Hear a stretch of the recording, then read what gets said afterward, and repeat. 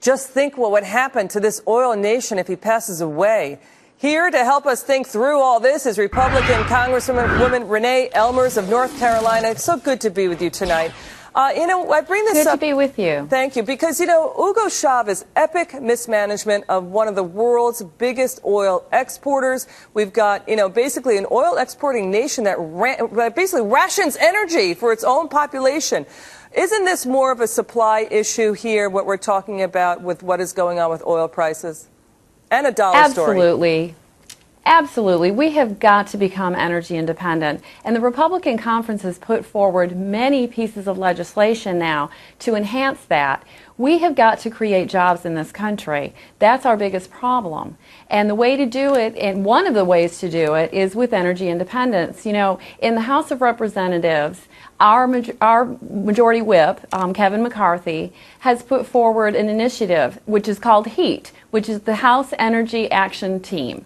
And he put that together in May. And through that, we're looking at good, strong energy policy. We need to create jobs. And again, for security reasons, we have got to become energy independent. What a better way to do things than opening up this strategic oil reserve. I don't know if it's an energy plan to tap the SPR reserve, right? But I hear the administration's argument that, Libya knocked offline 140 million barrels of oil. But we didn't tap the SPR when we had the Iraq war. We didn't tap it when in 2002 when Venezuela had a strike in that country.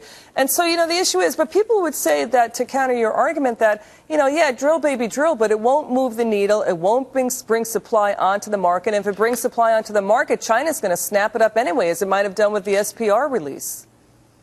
Well, but what it will do is it will change the market. And just knowing that we're going to move in that direction, as you were pointing out in your opening statement, the market responds to all of these things. And that's what we have to do. We have got to show that we're working towards this goal. And, let's bring down oil prices. Let's bring down gas prices. We did get a little bit of a decrease in the gas price last week. The oil price is back up, up to over $95 a barrel. And in North Carolina, where I am, as of today, there's an increase in the state gas tax.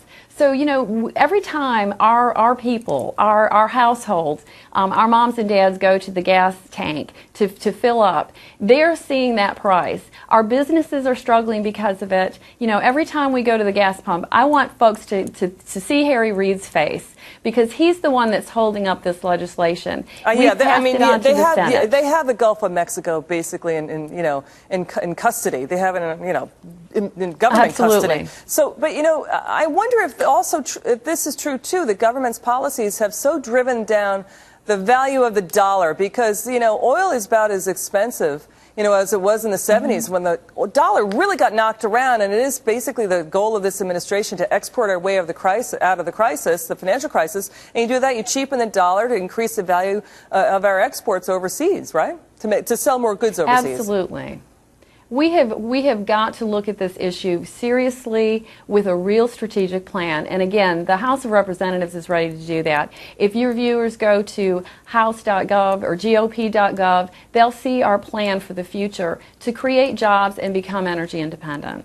But this is, to my mind, this is not a national security issue. I'm sorry. Any oil seller is going to sell oil no matter what, no matter if they're at war with the United States. Even if they're just going to continue, if they're battling the United States, they're going to continue to sell oil because they got to take care of their own populations. I'm talking about the Middle East, where, people over there get their energy subsidized and they're facing high food inflation prices. But, let me just back up. Let's get back to the administration's policy of tapping the SPR, because we don't want to habituate the oil markets to thinking that the government's going to step in, just like Wall Street is thinking they're going to step in with the Federal Reserve's going to step in to help out anytime Wall Street, belly aches. Do you worry about that? Do you think that may happen in the oil markets?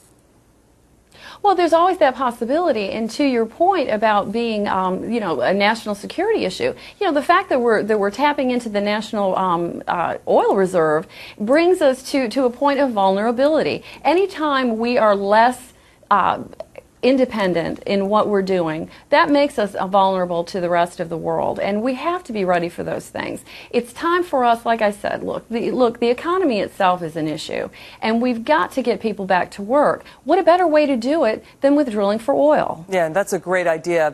You have a lot of jobs created out of that. Well, Renee Ellmers, Congresswoman, it's so good to be with you tonight. Thank you so much for your time, and have a good July 4th. Really appreciate it. You too. Good to be with you, Liz.